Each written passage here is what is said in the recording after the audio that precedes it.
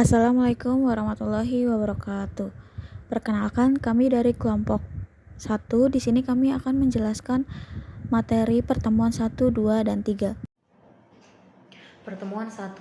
Konsep dasar statistik. Statistik adalah suatu ilmu yang mempelajari mengenai bagaimana cara mengumpulkan data, mengolah data, menyajikan data, dan menganalisis data dengan mempertimbangkan unsur ketidakpastian berdasarkan konsep probabilitas. Penerapan ilmu statistika. Yang pertama itu bidang ilmu alam, yang kedua bidang bisnis, yang ketiga sensus penduduk, yang keempat dalam jejak pendapat atau polling, yang kelima dalam jejak cepat, dan yang keenam bidang komputasi yaitu statistika dapat pula diterapkan dalam pengenalan pada maupun kecerdasan buatan. Selanjutnya yaitu tujuan statistika. Yang pertama, menjelaskan hubungan antar variabel. Yang kedua, membuat keputusan lebih baik. Yang ketiga, mengatasi perubahan-perubahan. Lalu yang keempat, membuat rencana-rencana dan ramalan-ramalan. Tahapan-tahapan statistik. Yang pertama yaitu mengumpulkan data atau collection of data yang berisikan tentang data sensus dan data sampel. Yang kedua, penyusunan atau organization of data yang berisikan tentang tahapan edit, tahapan mengklarifikasi, dan tahapan tabulasi data. Yang ketiga, penyajian data atau presentation of data.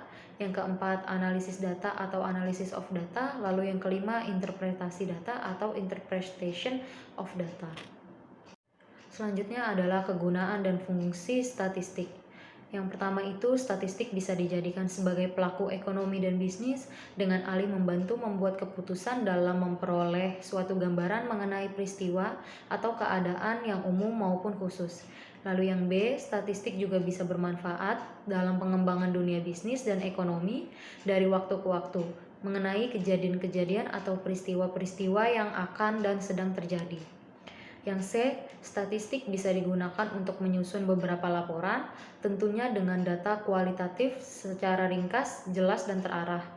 Yang D, statistik juga bisa mengetahui apakah ada gejala dalam ekonomi dan bisnis yang berhubungan dengan gejala atau kejadian yang lainnya. Lalu yang E, statistik bisa digunakan dalam menganalisis pengujian. Selanjutnya adalah peran komputer dalam statistik. Yang pertama, jumlah input yang besar, lalu yang kedua, proyek yang repetitif, lalu yang ketiga, diperlukan kecepatan tinggi dalam pengolahan, yang keempat, diperlukan ketepatan yang besar, lalu yang kelima adalah mengelola hal-hal yang kompleks yang memerlukan bantuan elektronik. Macam-macam statistik. Yang A, statistik deskriptif atau statistik deduktif. Statistika deskriptif bisa dikenal juga sebagai statistik deduktif. Artinya, statistika yang tingkat kegunaannya mencangkup cara-cara mengumpulkan data, menyusun atau mengatur data, mengolah data, menyajikan data, dan menganalisis data angka. Dalam hal ini, agar bisa memberikan gambaran yang teratur, ringkas, dan jelas mengenai keadaan, peristiwa, atau gejala tertentu sehingga dapat ditarik pengertian atau makna tertentu. Lalu yang B itu statistik inferensial atau statistik induktif. Statistika inferensial adalah ilmu statistik yang menyediakan aturan atau suatu metode yang digunakan untuk meramalkan, menaksir, dan mengambil suatu kesimpulan yang bersifat umum. Statistika inferensial bertujuan sebagai alat praduga dari parameter populasi dan pengujian hipotesis. Statistik inferensial akan membahas bagaimana cara menganalisis data dengan pengambilan kesimpulan. Statistik inferensial menjadi suatu metode yang berkaitan dengan analisis sebagian data, bahkan sampai ke peramalan atau penaksiran dalam menarik kesimpulan di keseluruhan data yang akan diteliti. Yang C, statistik parametrik atau non-parametrik. Statistika parametrik merupakan bagian dari statistika inferensial yang mempertimbangkan nilai dari suatu atau lebih parameter populasi. Sehubung dengan kebutuhan inferensialnya, pada umumnya, statistika parametrik membutuhkan data yang berskala pengukuran minimal interval.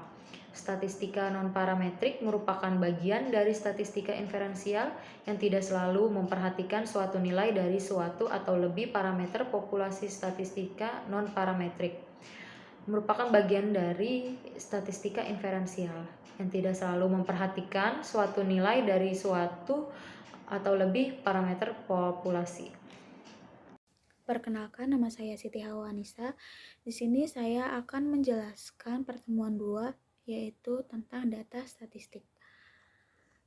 Kata data berasal dari bahasa Latin yang merupakan bentuk jamak dari kata datum yang artinya sesuatu yang diberikan.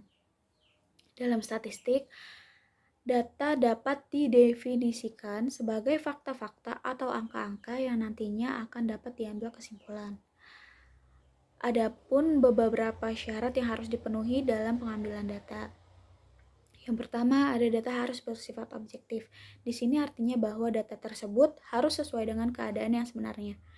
Selanjutnya, ada data harus bersifat representatif. Artinya, data tersebut harus bisa mewakili dari objek yang akan diamati. Selanjutnya, ada data mempunyai kesalahan sampling kecil. Artinya, apabila suatu estimasi dikatakan baik jika kesalahan samplingnya kecil. Lalu ada data harus tepat waktu.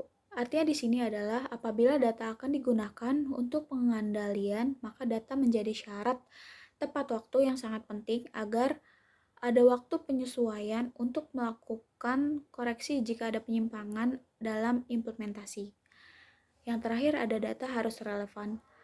Artinya, data yang diamati harus diteliti, harus ada hubungannya dengan masalah yang akan dipecahkan.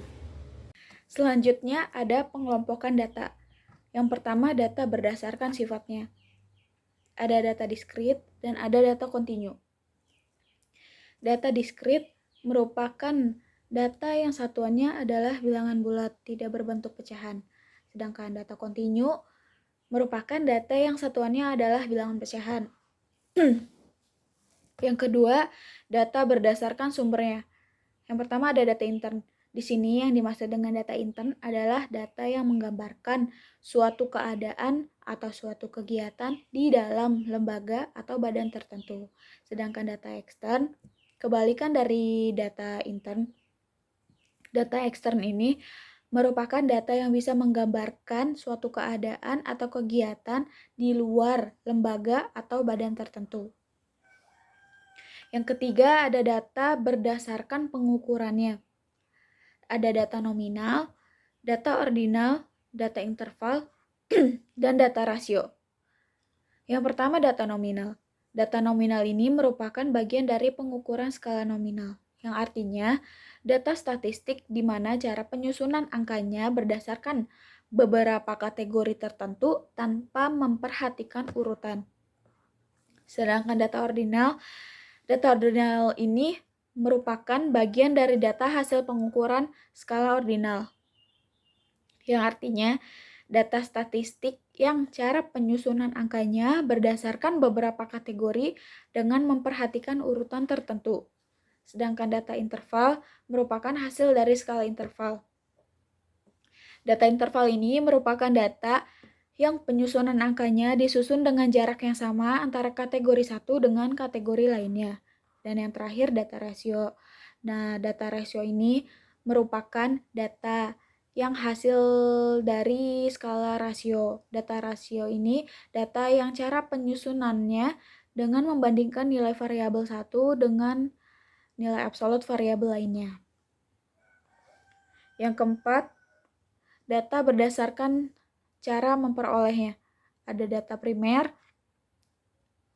dan ada data sekunder. Nah, data primer ini adalah data yang caranya dikumpulkan serta diolah sendiri oleh suatu lembaga atau individu, dilakukan langsung dari sumber objeknya. Sedangkan data sekunder berbeda dengan data primer. Untuk data sekunder yaitu data yang cara memperolehannya sudah dalam bentuk jadi. Data yang sudah jadi, sudah dikumpulkan dan diolah oleh pihak lain atau bahkan sudah dipublikasikan oleh pihak terkait. Dan yang kelima, ada data berdasarkan waktu pengumpulannya. Ada data seketika dan ada data berkala. data seketika ini adalah sering dikenal dengan data cross section. Nah, data seketika ini adalah data yang pengumpulannya pada waktu tertentu yang bisa menggambarkan keadaan objek tersebut pada waktu penelitian dilakukan. Kalau data berkala, kebalikan dari data seketika, data berkala ini berdasarkan waktu pengumpulannya adalah dari waktu ke waktu yang bisa menggambarkan tentang perkembangan suatu kejadian tertentu. Dan yang terakhir ada penyajian data statistik. Penyajian data statistik ini dibagi menjadi dua. Ada penyajian data bentuk tabel dan ada penyajian data bentuk grafik atau diagram. Nah, di penyajian data dalam bentuk tabel ini ada beberapa tabel. Yang pertama ada tabel tunggal, contohnya seperti di gambar, ada tabel ganda, ada tabel kontingensi, dan ada tabel distribusi frekuensi. Kalau penyajian data bentuk grafik atau diagram, dia dibagi menjadi 4 juga. Ada diagram batang, dan ada diagram lambang, selanjutnya ada diagram lingkaran, dan ada diagram garis. Berikut contoh-contoh dari diagram tersebut. Perkenalkan, nama saya Triwayuningsi. Di sini saya akan menjelaskan mengenai populasi dan variabel penelitian. Populasi adalah wilayah generalisasi yang terdiri atas objek dan subjek yang memiliki kuantitas dan karakteristik tertentu yang ditetapkan oleh peneliti untuk dipelajari dan kemudian ditarik kesimpulannya. Sehingga dalam melakukan penelitian, seorang peneliti perlu menentukan karakteristik dari objek penelitian. Baru kemudian mencari populasi atau objek penelitian yang secara keseluruhan memenuhi kriteria tersebut. Lalu sampel. Sampel merupakan bagian dari populasi, yaitu bagian dari jumlah dan karakteristik yang dimiliki oleh populasi. Jika diketahui populasi besar, maka peneliti tidak mungkin mempelajari semua yang ada pada populasi, sehingga dibutuhkan sampel untuk mewakili. Sampel ini bisa dijadikan kesimpulan yang berlaku untuk populasi tersebut. Oleh karena itu, sampel yang diambil dari populasi harus bisa bersifat representatif, artinya bisa mewakili sebagai data yang akan diteliti. Contoh sampel ini sebagian dari jumlah mahasiswa yang ada di suatu perguruan tinggi. Lalu teknik sampling. Teknik pengambilan sampel. Yang pertama adalah probability sampling. Artinya adalah teknik yang pengambilan sampel di mana memberikan peluang yang sama untuk setiap bagian populasi yang akan dipilih menjadi sampel penelitiannya. Teknik sampel ini dibagikan menjadi beberapa bagian. Yang pertama, simple random sampling. Dikatakan simple random sampling ini di sini karena proses pengambilan anggota sampel yang ditunjukkan dapat dilakukan secara acak tanpa memperhatikan strata di populasi tersebut. Lalu proportionate stratified random, artinya dalam teknik ini penggunaan sampelnya apabila populasi tersebut mempunyai anggota atau bagian yang tidak homogen dan berstrata secara proporsional. Lalu disproportionate stratified, artinya dalam teknik ini digunakan untuk menentukan jumlah sampel yang jika populasi tersebut berstrata tetapi kurang proporsional. Lalu cluster sampling adalah teknik dapat digunakan dalam menentukan jumlah sampel jika objek yang akan diteliti mencakup data yang cukup luas. Lalu non-probability sampling. Perbedaannya dengan sebelumnya bahwa teknik ini merupakan teknik pengambilan sampel yang tidak memberi peluang yang sama untuk setiap anggota populasi untuk dipilih menjadi sampel. Teknik ini juga dibagi menjadi beberapa jenis. Yang pertama, sampling sistematis. Dalam sampling sistematis ini, Pengambilan teknik sampelnya adalah berdasarkan urutan tertentu dari anggota populasi tersebut. Lalu sampling kuota, teknik sampel yang digunakan untuk menentukan sampel dari populasi yang mempunyai ciri-ciri tertentu. Ini dilakukan sampai jumlah sampel terpenuhi atau sesuai dengan penelitian. Lalu sampling insidental, artinya teknik sampel yang penentuannya berdasarkan kebetulan atau siapa saja yang secara kebetulan bertemu dengan peneliti kemudian dapat digunakan menjadi sampel, tentu jika orang tersebut sesuai dengan sumber data yang dibutuhkan. Lalu sampling puspasif, artinya teknik sampel yang dalam penentuannya adalah dengan mempertimbangkan sesuatu yang sesuai dengan kebutuhan dari penelitian dan paham mengenai tema yang akan diteliti. Yang kelima, sampling jenuh, artinya adalah teknik sampel yang dalam penentuannya apabila semua populasi digunakan sebagai sampel dalam penelitian tersebut. Lalu variabel penelitian. Variabel penelitian adalah segala sesuatu yang berbentuk apa saja yang bisa ditetapkan oleh peneliti untuk bisa dipelajari sehingga memperoleh informasi yang dapat ditarik kesimpulan.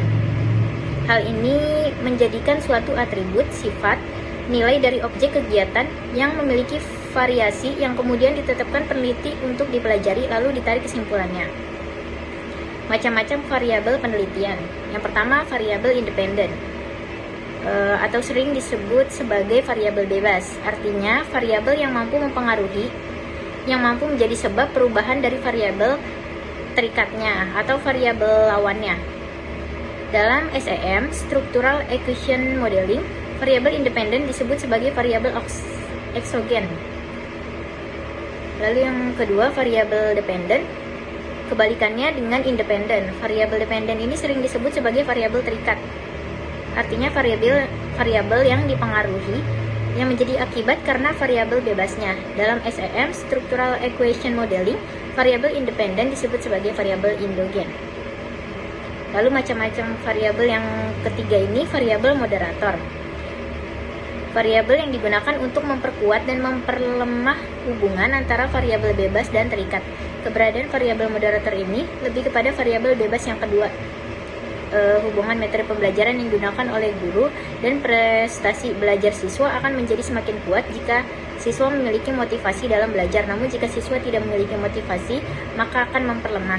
Motivasi ini sebagai variabel moderator yang dapat memperkuat atau memperlemah hubungan antara variabel dependen dan independen.